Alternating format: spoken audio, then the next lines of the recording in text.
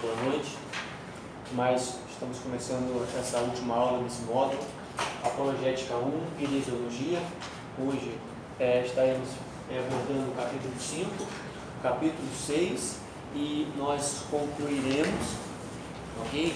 E logo após estaremos passando um trabalho este que o professor Francisco nos pedira para passar para vocês, e assim estaremos fazendo. Muito bem, então vamos aqui, capítulo 5, as ferramentas que as seitas utilizam. Ferramentas das seitas. E aí, aqui foi o professor Francisco que abordou o capítulo 2 com vocês. Já aprendemos no capítulo 2 como identificar uma seita ou os sectários, né? Agora nós vamos ver como algumas outras ferramentas empregadas em sua forma de trabalho que eles utilizam para conquistar novos adeptos.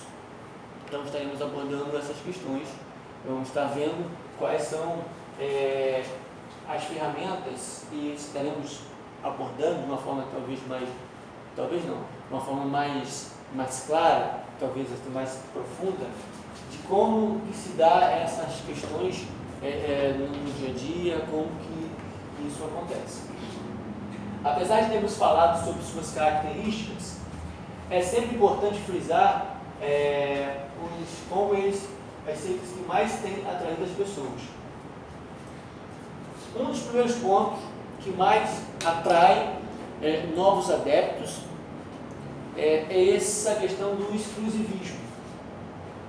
Ser bem exclusivista, né? Junto com outras qualidades, como já vimos, é uma patente que qualifica o movimento como seita, exclusivista. Na verdade, são eles e apenas eles que estão certos, corretos. Consequentemente, todas as demais, podemos dizer, as demais religiões, demais seitas ou até mesmo igrejas estão equivocadas, estão erradas e precisam se converterem a esta religiosidade, esta seita. Então, uma característica dela é essa exclusividade. Esta atitude vai excluir as outras igrejas e denominações e até mesmo outras seitas e movimentos. Então, uma das características é que elas entendem, acreditam de forma veemente, que somente elas, ou somente ela, melhor dizendo, somente ela é que está certa. Somente ela é que tem o conhecimento verdadeiro, somente a ela é dado a interpretação, se for uma pseudo-igreja, né? Somente ela é que tem uma verdadeira hermenêutica, uma verdadeira interpretação, a interpretação dela que é a correta, a interpretação dela que está certa, e as demais estão todas equivocadas. E só conseguirão ser salvos se fizerem parte deste movimento religioso. Então todas as demais estão erradas.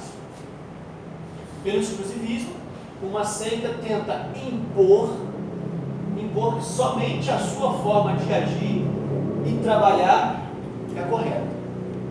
Então todas as demais religiões e até mesmo algumas seitas, elas estão erradas.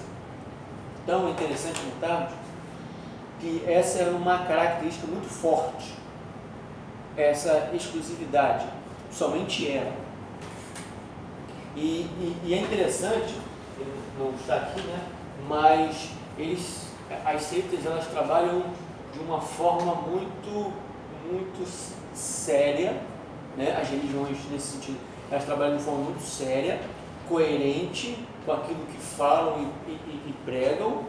Todavia, elas vão trabalhando de uma forma com que aparte ou afaste os seus adeptos de algumas questões, de algumas coisas que elas sabem ou que ela sabe que poderá trazer algum dano, na visão da seita, algum dano, algum mal para esse sectário ou para esse que, por exemplo, é um novo convertido a essa seita. Então, uma das formas que ela vai trabalhar de forma gradativa, lógico, é afastar as pessoas dos seus familiares, dos seus amigos, do seu convívio social, que a outrora tinha, e vai envolvendo a pessoa de tal forma que daqui a pouco ela não tem mais tempo para a sua vida social. Não tem mais tempo para a sua vida social.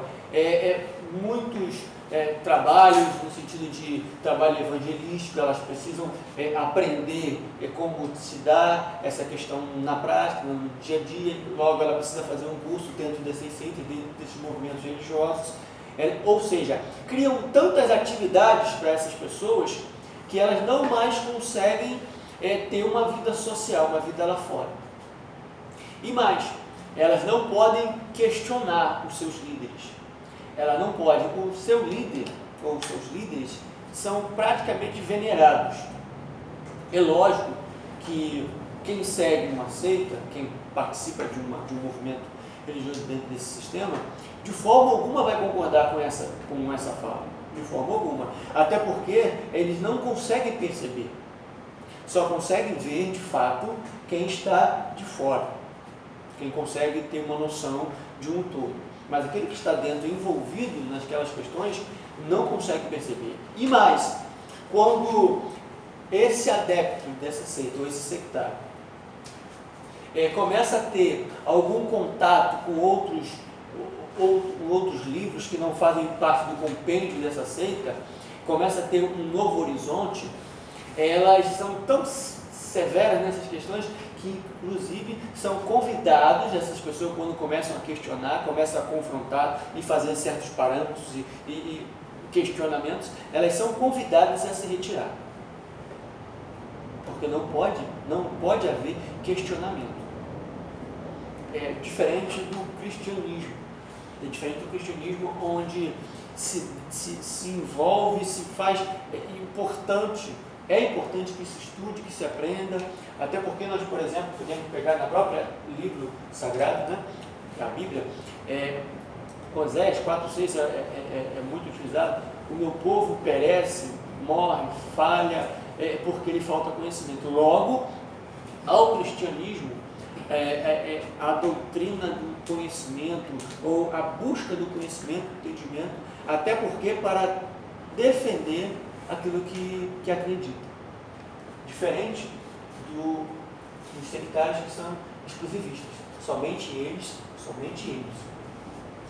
Muito bem. Então, muito bem. Exclui as outras igrejas e denominações e até mesmo outras seitas e movimentos. Pelo exclusivismo, uma seita tenta impor somente a sua forma de agir e trabalhar é correta, até mesmo os familiares de seus adeptos são colocados em segundo plano. Então, isso aqui é muito sério.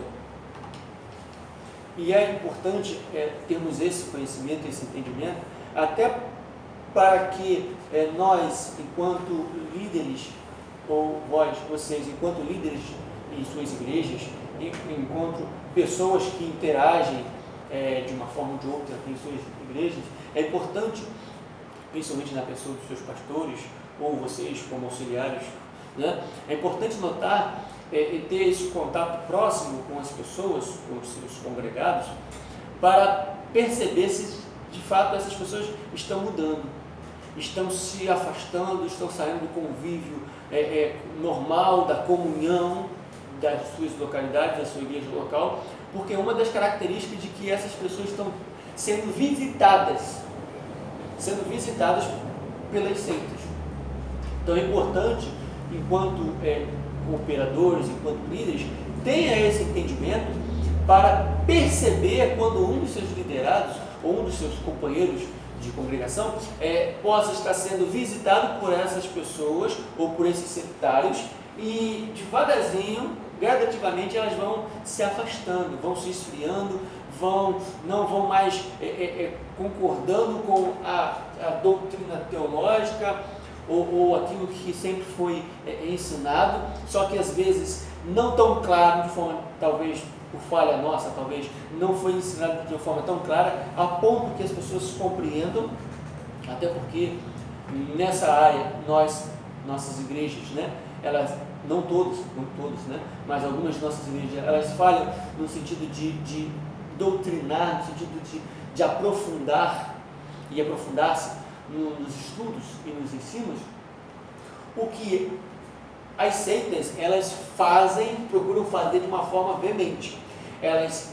Muitas delas se dispõem a estar na casa das pessoas, principalmente se for de alguma igreja evangélica, principalmente. Elas se dispõem a ministrar estudos, elas se dispõem e insistem nessas questões, e mais, ainda tem um pequeno detalhe, que a gente fala aqui pequeno de uma forma irônica, eles não cobram, o que de certa forma facilita a entrada dos sectários em muitos lares.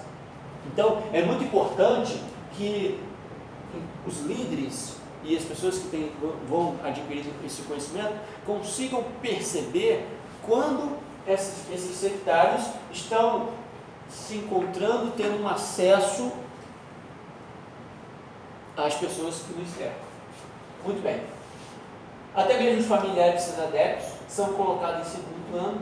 Um dos seus adeptos começa a questionar ou a desconfiar que seus ensinos são antibíblicos. Imediatamente é convidado a retirar-se. Uma linguagem mais bonita para falar, está expulso. Não faz parte mais daquele movimento religioso. Então, não há o questionamento, não se tem uma abertura para se questionar, não se tem uma abertura para se indagar, fazer perguntas, até porque os livros que as seitas trabalham, o que elas têm em contato, que elas incentivam, influenciam os seus liderados a estudar e aprenderem, são todos voltados para o seu pensamento, que coadunam, que se dão afirmando o seu ponto de vista, a sua forma de pensar. Ok? Não vão permitir, não vão de forma alguma deixar que os seus liderados, os sectários, tenham acesso a outro tipo de literatura. Muito bem? Ou seja, nada de família, nada de diversão ou lazer, nada de ler outros livros, ou seja, afastou a pessoa da sua própria família, entendendo que a maioria das vezes a família desse cidadão ou dessa cidadã é evangélico, tem um grau de conhecimento que poderá influenciá-lo ou influenciá-la para que ela se volte para conhecer, consequentemente se afastar da seita. Bem, nada de diversão ou lazer, nada de ler outros livros. A leitura só é aceitável se o material pertencer ao perfil literário da seita, ok? Se pertencer ao perfil literário. Então, é interessante, a resposta. Existem alguns grupos que proíbem seus adeptos de manusear literaturas de outras religiões. Chega a haver essa proibição. De se comunicar com pessoas que possuem crenças diferentes, okay? Salvo quando for no sentido de fazer um prosélito, de fazer um convertido.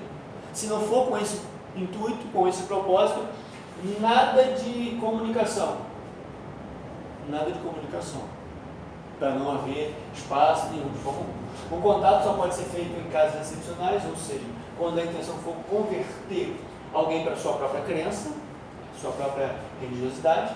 Não poucas seitas autodenominam como arca da salvação. Logo, um entendimento equivocado, mas entendem isso. Por quê? Porque somente nela, somente se pertencer a ela, é que haverá salvação. Não é difícil, na verdade é muito fácil nós vermos pessoas que saíram, isso eu falo de forma triste, pessoas que saíram de muitas igrejas evangélicas, igrejas sérias, igrejas boas, mas que se converteram, ou seja, saíram, se converteram a algum segmento desse religioso, a alguma seita, E agora eles lutam de forma veemente, no sentido de criticar ao local, à igreja que ele pertenceu, dizendo que ela e as outras também estão totalmente equivocadas, estão totalmente erradas, e agora é que ele foi tirado deles, ou dele, a venda que estava nos olhos. Agora eles conseguem enxergar, agora eles veem de fato, porque até então eles estavam enganados. Na verdade, o que acontece é que agora eles de fato estão estudando muito mais, porque até então, aonde ele pertencia, não era dado tanto ao estudo, à aprendizagem, e muitas vezes não é falha da própria instituição religiosa, da igreja, mas falha das próprias pessoas, e também, por que não dizer, falha de outros também, que não perceberam. E eu gosto muito de chamar a responsabilidade para nós, né? Porque nós deveríamos perceber, nós deveríamos ver quando as pessoas estão sendo envolvidas, atraídas, e não deveríamos apenas ficar calados ou olhar de longe, né? Aqui infelizmente muitos de nós fazemos, mas ao contrário, nós deveríamos ir lá, trabalhar, incentivar, colocar o nosso ombro e mais, e não falar mal das pessoas, porque uma das características que nós temos, que eu acho que não é interessante, é que nós não temos pressuposto, não temos argumentos para mostrar às pessoas que aquele segmento religioso está equivocado e errado, e é o que nós fazemos? Eles são do diabo, eles estão errados, mas não explicamos o porquê, não mostramos os pressupostos, não mostramos qual é a crença deles, e apenas falamos que eles estão errados. A questão é, e as pessoas tendem a fazer isso, pega uma pessoa dessa que pertence a uma seita, mas que tem uma vida, socialmente falando, ilibada, nunca roubou ninguém, não tem 2 ou 3 esposas, ou mulheres, ou vice-versa, ou homens, tem uma vida no sentido social e moral muito boa. E aí começa a fazer uma comparação, aí pega uma meia dúzia, falar só meia dúzia que não tem mais que isso, pega uma meia dúzia de irmãos nossos que estão, eu vou usar uma linguagem bem chula, né? bem baixa, mas os senhores vão entender, não tem aquele pau de galinheiro, estão igual o pau de galinheiro, mais sujo que... Então, e começa a fazer comparações, e de fato, quando faz esse tipo de comparação, de fato, esse aqui, não vou citar nenhuma seita, mas esse aqui que participa de uma seita, que é um defensor dessa seita, e mostra uma vida, socialmente falando, boa, correta, e mostra isso aqui que é da igreja tal, uma igreja séria, mas essa pessoa aqui está equivocada, está enganada, está igual pau de galinheiro. Quando começa a fazer esse tipo de comparação, esse aqui não. Muito bem. Então, é importante entendermos e ver como essas pessoas, como esses sectários, eles agem nesse sentido. Muito bem. Então, grupos que proíbem seus adeptos de manusear literatura de outras religiões, comunicar com pessoas que possuem crenças diferentes, contato só pode ser feito em casos excepcionais, ou seja, quando a intenção for converter alguém para a sua crença, eles levam isso muito a sério. Não poucas seitas se denominam como a arca da salvação, precisa fazer parte dessa seita, dessa religiosidade, porque senão não tem salvação. Os adeptos das seitas, em hipótese alguma, jamais podem questionar seu líder, e é interessante notarmos que,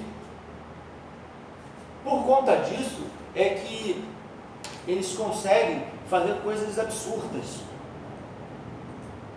Por quê? Porque eles são invioláveis.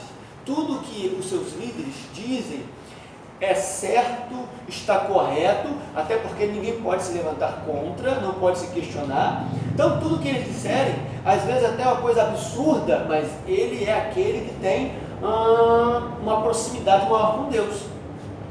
Ele ou ela é aquele ou aquela que tem revelações, que é o profeta ou a profetisa daquela religião que é a correta. Logo, não pode questionar, consequentemente, consegue levar uma multidão de pessoas para, às vezes, até o suicídio. Muito bem, os adeptos das seitas, em hipótese alguma, jamais podem questionar seu líder, ficando assim à mercê de suas técnicas de isolamento, ou seja, quer fragilizar alguém, separa ele, tira ele do convívio social, do convívio das pessoas que o amam, isola ele e se torna presa fácil. Manipulações e lavagem cerebral, exercícios de meditações, estudos, né, sistemáticos dentro daquele pensamento, aquele movimento sectário. Com isso, a pessoa torna-se praticamente escrava do sistema sectário. Quantas pessoas, mesmo em alguns segmentos religiosos que não são nem sectários, mas que elas percebem que alguma coisa não está bem, não está correta, mas ele ou ela está tão envolvida, que ela não consegue sair? É difícil. E a oração dessas pessoas é: Senhor, muda o ambiente, transforma o ambiente. Pois bem, vamos continuar. Com isso, a pessoa torna-se praticamente escrava do sistema. Jesus Cristo, porém, jamais remeteu os seus seguidores a um estado de escravidão. Ao contrário, João 8,36: se, pois, o Filho vos libertar, verdadeiramente sereis livres. Jesus, ao contrário, ele trouxe um norte, ele deu clareza, ele explicava, ele mostrava, ele permitia que as pessoas pudessem seguir o seu caminho. Bom, nós vimos exclusividade, liderança. Como já foi dito, o líder de uma seita é uma figura totalmente especial para os sectários. Ele é especial. É uma espécie de antropolatria é latria, né? Antropos, de homem, latria de idolatria, né? Então, praticamente, as pessoas fazem desse líder ou dessa líder uma pessoa para ser idolatrada, e nós vamos ver que isso é muito sério, muito complicado. Observando aí o senhor falando, que está escrito ali a respeito de uma seita, de como age o sectário, os seus líderes, eu percebo que esse tipo de atitude não é só dentro das seitas que a gente está vendo, porque a gente aprendeu que seita aqui é aquilo que se opõe ao cristianismo, né? Mas às vezes a pessoa, certa denominação, ela não é opositora ao cristianismo, mas o procedimento tem sido o mesmo. Para nós vermos como esse sistema ele tem crescido. E o senhor, eu concordo com o senhor, quantos líderes evangélicos hoje estão nessa questão aqui, né? Pessoas que usam, que não falar nome de pessoas, né? Não temos aqui essa noção, essa necessidade, mas pessoas que chegam ao extremo de usar, entendendo talvez essas pessoas buscando lá em Paulo um respaldo, né?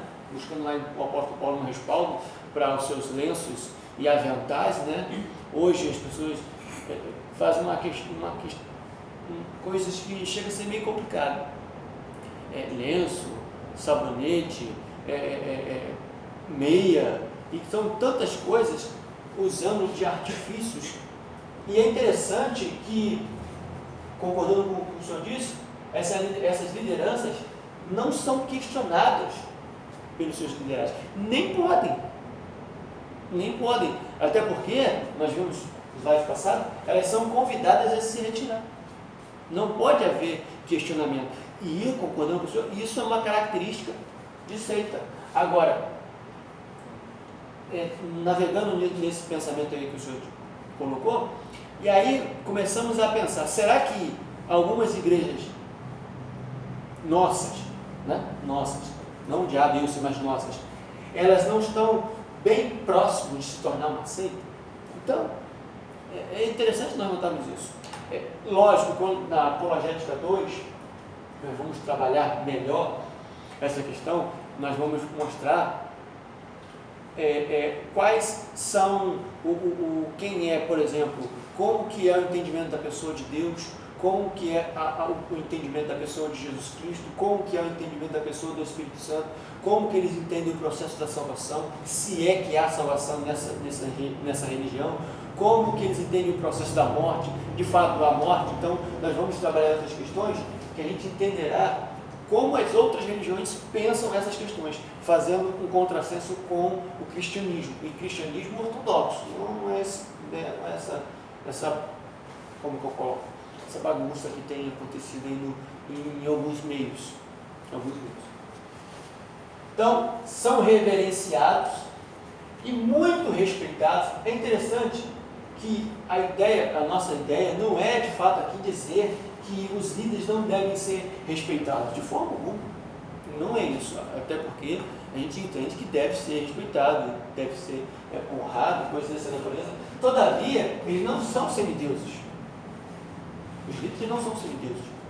É importante nós entendermos, por exemplo, o processo da reforma, ela surge, Martinho Lutero, com esse pensamento de questionar a liderança que havia no sentido de se voltar às Escrituras. Logo, tem que ser respeitado, sim, desde que não estejam em consenso com a Escritura, desde que estejam seguindo a Escritura. No momento que se desviam, se apartam, precisam ser questionados, precisam ser, por que não dizer, confrontados, não no sentido de expor para que essas pessoas caiam, não, a intenção não é essa, a intenção é para que se voltem à Escritura Sagrada, até porque essa liderança tem pessoas que seguem essa liderança, e aí a gente volta para o texto sagrado, pode um cego guiar outro cego? E aí imagine, se um cego está guiando o outro, onde que esses camaradas vão cair? Na mesma cova, no mesmo buraco. Então são reverenciados e muito respeitados, de forma, ao problema aqui, incondicional, não importa, pelos seus seguidores. Os líderes são os mais espirituais, e espirituais entre aspas, são os mais santos, que têm contato aberto com o mundo espiritual. Então é ele que tem e eu não tenho. Logo, aquilo que ele está dizendo não é o certo, aquilo que eu estou vendo, mesmo que eu estiver olhando na Bíblia, eu estou lendo que Jesus é o Senhor, mas ele entende que Jesus é o anjo do Senhor, Jesus é o arcanjo Miguel, ou Jesus é qualquer tipo de ser que não Deus. Ele está dizendo, mas é ele que é o líder, é ele que tem o contato com o mundo espiritual. Eu estou vendo aqui que Jesus é Deus, Jesus é o Senhor, mas ele está dizendo o contrário. Logo quem está certo é ele, não, na questão nem sou eu, é a Bíblia Sagrada, é a palavra de Deus. Eu já ouvi até liderado falar com líder, falar com liderado assim, para você ser abençoado, a bênção tem que passar por mim. Para você ser abençoado, a bênção tem que passar por mim. Olha que coisa. Eu não vou contar isso não vai dar tanto tamanho. Tem gente que chega a ser o extremo de que aquela bênção, para ser abençoado, tem que abençoar o líder, né? Tem que, né? E aí parece que, uma certa feita, com esse pensamento, o camarada foi em um determinado país, um local diferente, e ele teve que comprar aquilo que ele não tinha condição ou condições, porque para ele ser abençoado, ele tinha que abençoar, tinha que honrar. E a honra dele, ele queria uma bolsa, de couro, alguma coisa assim, que custava não sei quantos mil. Ele não tinha essa condição, mas ele teve que arrancar tal, para poder abençoar, para poder ele receber a bênção. Então, coisas no mínimo estranhas. E, biblicamente falando, não teria respaldo, pelo menos em Cristo, em Jesus. Jesus se fez o menor. Jesus é aquele que, como diz a Escritura, acabado a ser, cinge os lombos, pega uma toalha, cinge os lombos e começa a lavar os pés dos discípulos. Então Jesus estava errado. Ele dá o exemplo e, na verdade, hoje vai ser o contrário. Hoje são, em alguns casos, os líderes que têm que lavar os pés dos lideranças. Se é que vocês entendem essa figura de linguagem que eu estou usando. Muito bem. Os líderes são mais espirituais, os santos que têm contato aberto com o mundo espiritual, por meio de, e aí é complicado porque esse líder vai ter revelações, vai ter profecias, vai ter sonhos, vai ter visões, e essas revelações, essas profecias, esses sonhos, essas visões não podem ser questionados. Não podem ser questionados. Tudo aquilo que é dito pelo líder deve ser acatado imediatamente, sem questionamento.